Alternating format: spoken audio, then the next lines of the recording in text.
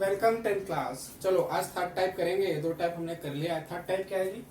Find quadratic polynomial if zeros. जैसे जैसे बताया गया है वैसे वैसे दिमाग में घुसेड़ते रहना। जीरोस, जीरोस का मतलब क्या हो गया? बताया हुआ था कल कि आपको अल्फा अलग दिया गया है और बीटा अलग दिया गया है।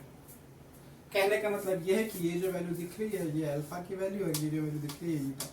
अब किसी को अल्फा ले लो किसी को बीटा ले लो, खैर उससे ज्यादा फर्क पड़ता नहीं है, लेकिन फर्क पड़ेगा कब मैं बताता हूँ। अगर क्वेश्चन में ये लिख दिया जाए रेस्पेक्टिवली, मतलब क्रमशः, मतलब जो वैल्यू पहले है वो अल्फा ले लो, जो वैल्यू बाद में बीटा ले लो, ये किसी को ले लो उससे ज्यादा फर्क पड़ता नहीं। जनरली अल्फा बीटा ऐसे लेके चलना, अल्फा बीटा। समझ में आया? अब ये क्वेश्चन सॉल्व कैसे करेंगे तो बहुत आसान है, बहुत आसान। देखो अल्फा बीटा तो दिया हुआ है, लिख लो भाई यहाँ पे। अब गिवन क्या गिवन? अल्फा इक्वल टू -3 और बीटा इक्वल टू -2 हो गया। अब आप क्या करो कि अल्फा प्लस बीटा कैलकुलेट कर लो। अल्फा प्लस बीटा होता क्या है? -3 और प्लस बीटा क्या है? -2। ये क्या हो जाएगा? -3 प्लस माइनस -2, -3 और -2 हो जाता है -5। तो अल्फा प्लस बीटा -5 हो गया, हो गया। अरे बोलो भाई। और अल्फा इंटू बीटा क्या होता है देखते हैं। अल्फा की वैल्यू क्या है? -3 है और बीटा की वैल्यू क्या है? -2 है। दोनों को कर लो मल्टीप्लाई, तो मल्टीप्लाई करके कितना होगा? 3 इंटू 2 हो जाएगा 6 और माइनस इंटू माइनस हो जाएगा प्लस। प्लस तो लिखते नहीं है। तो देखो हमें दिया हुआ था अल्फा, हमें दिया हुआ था बीटा, लेकिन हमने alpha plus beta, alpha into beta find out कर लिया ना। अब क्या? अब तो हो गई कहानी खत्म। अब तो कुछ रहा ही नहीं इसमें। क्या? कैसे कुछ नहीं रहा सर? तो ये देखो, ये क्वाड्रेटिक पॉलिनोमियल होता है, ये क्वाड्रेटिक पॉलिनोमियल होता है। ये कल हमने देखा हुआ था ना, कैसे लिखते थे? x² plus B X plus C, है ना।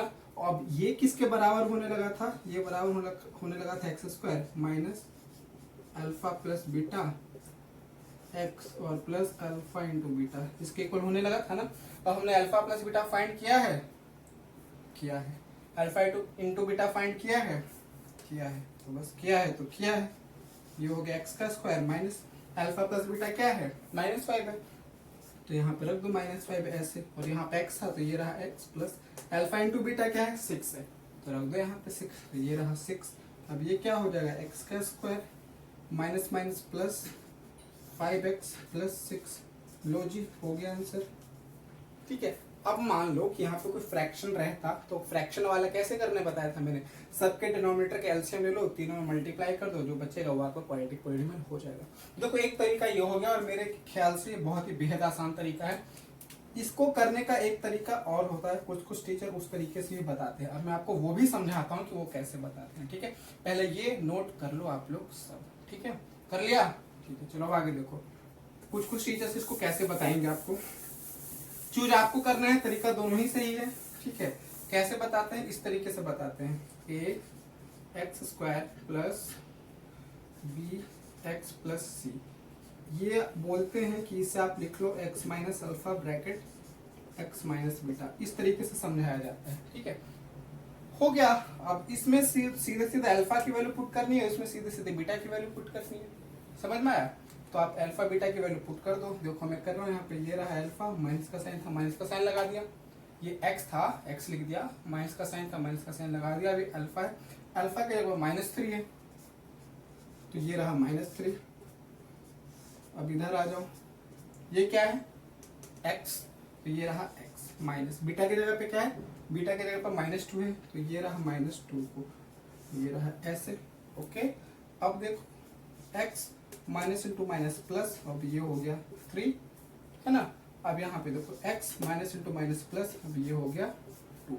ये समझने में कोई परेशानी नहीं होनी चाहिए। अब देखो क्या करेंगे, ये x दोनों से मल्टीप्लाई होगा, x इंटू एक्स करेंगे, x का स्क्वायर हो गया, x इंटू 2x करेंगे, 2x हो गया। अब ये 3 दोनों से मल्टीप्लाई होगा, 3 इंटू एक्स करेंगे, 3x हो जाएगा, है ना। और 3 इंटू 2 करेंगे तो 6 हो जाएगा।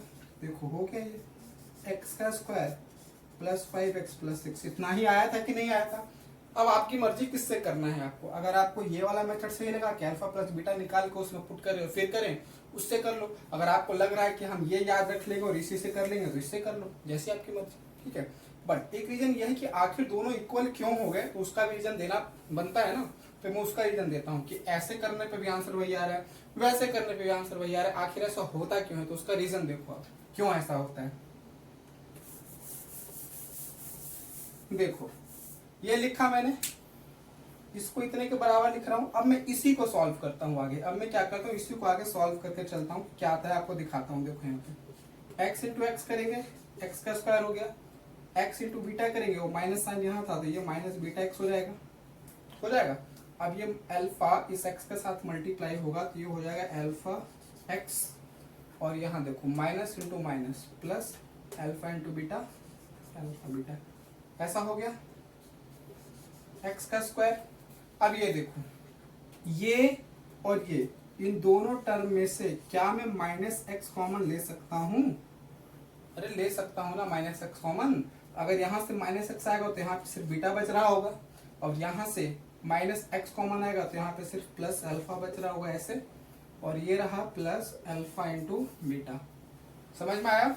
अब देखो एक्स का स्क्वायर, अब मैं बस इसके लिखने के तरीकों को चेंज करता हूँ, ये अंदर अल्फा प्लस बीटा लिख देता हूँ ऐसे, और ये एक्स यहाँ ना मल्टीप्लाई करके यहाँ मल्टीप्लाई कर देता हूँ, क्या फर्क पड़ना है, कुछ भी नहीं, और ये रहा प्लस अल्फा इंटू बीटा। अब देखो ये वही वाली बात आ गई कि नहीं आई जो मैंने कल बताया था।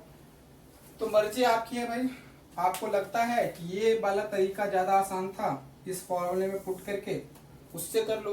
अगर आपको लगता है कि नहीं हम पहले अल्फा प्लस बीटा फाइंड करेंगे, फिर अल्फा इंटू बीटा फाइंड करेंगे, फिर इसी में रखेंगे और इसी से फाइंड करेंगे, तो वो भी सही है। लेकिन आपको ये चीज याद रखनी है। क्या चीज याद रखनी है? देखो ये चीज याद रखनी है कि ये जो पॉलिनोमियल होता है X square plus B X plus C, इसका लिखने का एक तरीका तो ये है X square minus alpha plus beta X plus alpha into beta, एक तरीका ये है लिखने का।